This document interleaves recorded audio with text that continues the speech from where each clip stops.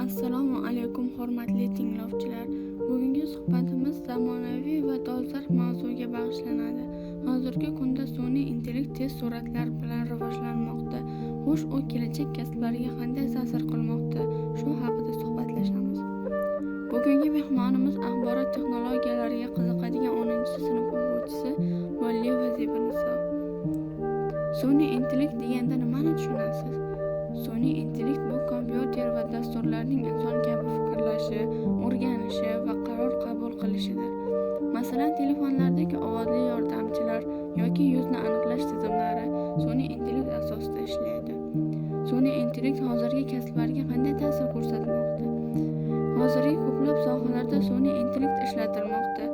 Masalan, tibbiyotda kasalliklarni aniqlashda, bank sohasida firibgarlarni aniqlashda yordam bermoqda. Ba'zi oddiy va takrorlanuvchi ishlarni esa robotlar bajarmoqda. Kelajakda qaysi kasblar o'zgarishi mumkin?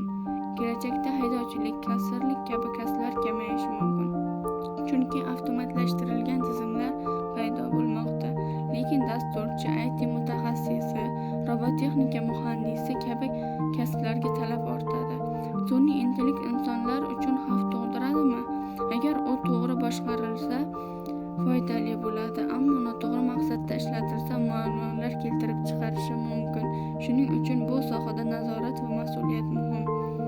Yoshlar bugundan nimaga e'tibor qaratishi kerak?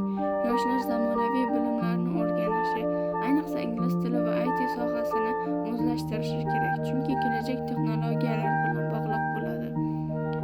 Xulosa qilib aytganda, sun'iy intellekt kelajak kasblarni o'zlashtirmoqda. Ba'zi kasblar yo'qolishi mumkin, ammo yangi imkoniyatlar ham yaratiladi. Eng